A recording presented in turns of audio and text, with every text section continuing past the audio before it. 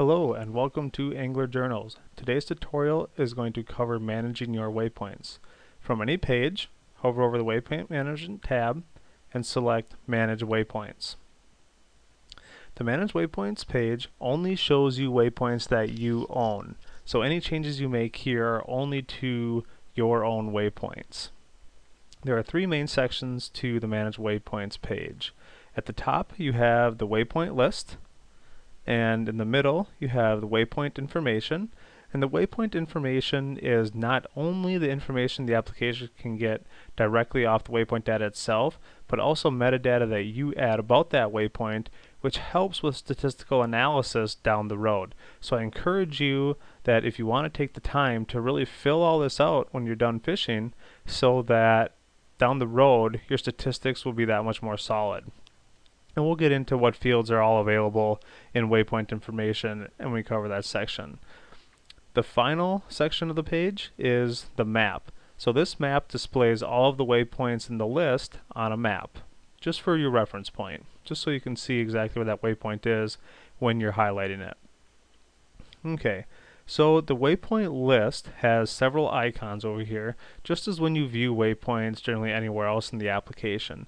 You have the ability to add all the waypoints listed to your queue, you have the ability to remove all waypoints listed from your queue, and you have the ability to add and remove them individually as well.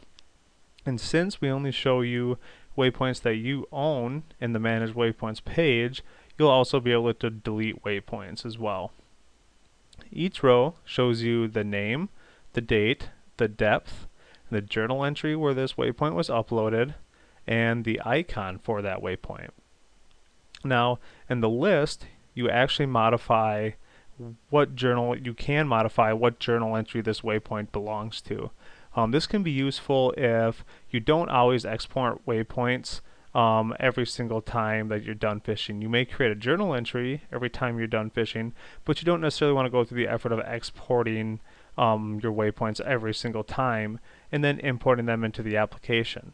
Well, with being able to modify which journal entry you associate waypoints with, let's say you haven't uploaded waypoints for 5 or 6 journal entries, and now all of a sudden you export all your new waypoints off of your unit, and they're all attached to the 5th or 6th journal entry. Well, you can use this list to go through and reassign waypoints based on their date to previous journal entries. So for example, I can just pick this one and assign it to some random journal entry, and it highlights in green to indicate that it just reassigned this waypoint to a different journal entry. You can also assign each waypoint a different symbol. So I'll just assign this one as an airport just for example purposes. So the list is an easy way to just kind of go through and bulk edit the journal entry that the waypoint is associated with, as well as the icon for that waypoint. Now, just below the waypoint list, you'll see a series of icons. So you have a left and a right navigation arrow, which moves you forward and backward in the pages of waypoints. So if you look right here, it says page 1 of 41. That means at 5 waypoints per page, I have 41 pages of waypoints, and I can go to the next page by clicking the next button, just like this. And then it'll load the next 5 waypoints in the list, and also load them on the map below. I can choose a different number of waypoints per page, so I could have 10 waypoints per page, thereby reducing the number of pages that I have to scroll through. I can also jump to a specific page, so I could jump to page 4. Okay, so I'm going to put it back to 5 waypoints per page, which will put me back to page 1. And by default, we select the first waypoint in the list, and we load the information below. And you can click on another one to see that information loaded, and you can click on the next one, and so on and so forth. And it automatically loads the waypoint information below here. So in the waypoint information, you can modify the name of the waypoint, the date of the waypoint, the time of the waypoint, and the depth.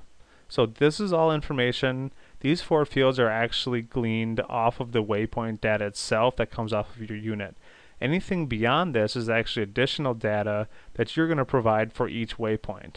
So you can assign an event type to a waypoint. So for example, did that waypoint mark a CPR event? Did it, if you're a musky fisherman, did it represent a follow or a harvest, right? Or did you miss a hit, right? And a sighting, if you're bass fishing and you got a bass on a bed or something, you might have sighted the bass and you want to go back and take a look at it. And then finally structure, right? Your waypoint could be marking structure. If you see uses for different event types, just let us know and we can add a global event type for everyone to use.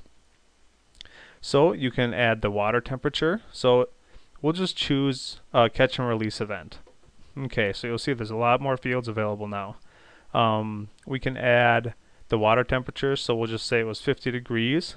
We can say the bottom type was, we have several options here right now just by default. So we'll use rock. Now again, if you want more bottom types added, excuse me, please just feel free to contact us and we'll add more bottom types for you. So the next one is fish species. And so I can select a fish species and we'll just say it was a walleye. Okay, and the fish length was 30. There's a 12, weighed 12 pounds. And now I can actually add which bait I used to catch this fish on. So we'll choose a Rapala. We'll go, it was a bait style, was stick bait. The bait model was husky jerk. The bait color was clown. And the bait size was number 12. Now, you'll notice a plus icon next to each one of these drop downs. If you don't see the bait manufacturer that you used, you can add the bait manufacturer by clicking the plus button and then adding the name. So we'll call this a tutorial manufacturer. Okay, and click save. So now that's going to create a brand new bait manufacturer. And now for that bait manufacturer, there's a list of bait styles. You'll notice that since we just created a brand new bait manufacturer, there's not going to be any bait styles for that brand new manufacturer, so we have to add one of those as well. We can call this jerkbait. We'll save it. And what model jerkbait was this? So this was their super jerk. That would be similar to just how Rapala has their husky jerks or their original floating minnows. And the bait color was, we'll call it golden shiner. And save it. And the bait size was, they call it their 6-inch. Okay, so this way, this is a global list of baits now. So when you add new bait manufacturers and styles and models, etc., it actually becomes available for everyone to use and assign event related information to. Okay, so we filled out all the information for this waypoint. Now I'm going to click save info and get this green arrow telling me that it was saved. If it didn't save for some reason, so let's say I entered in alpha characters for the fish length, you'll see I get an error and it'll tell me what the error was. Invalid value for length. Okay. Let's change it back to 30. Save it. Okay, it's saved.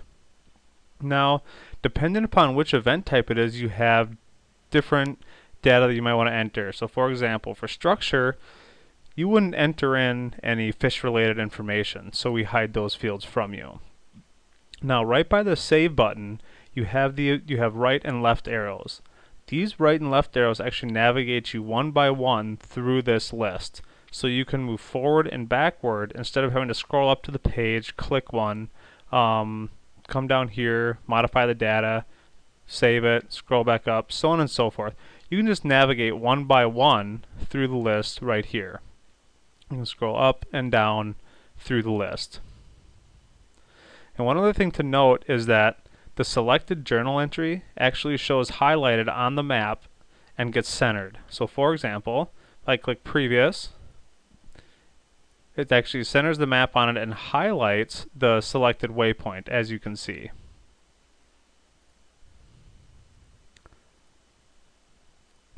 So that's exporting managing waypoints. The metadata that you provide around your waypoints will help you drastically in the future be able to come up with statistics around what times of year and what baits you were using, what types of bottom that you catch fish on, so on and so forth. So providing metadata on waypoints is very important and can really help you down the road.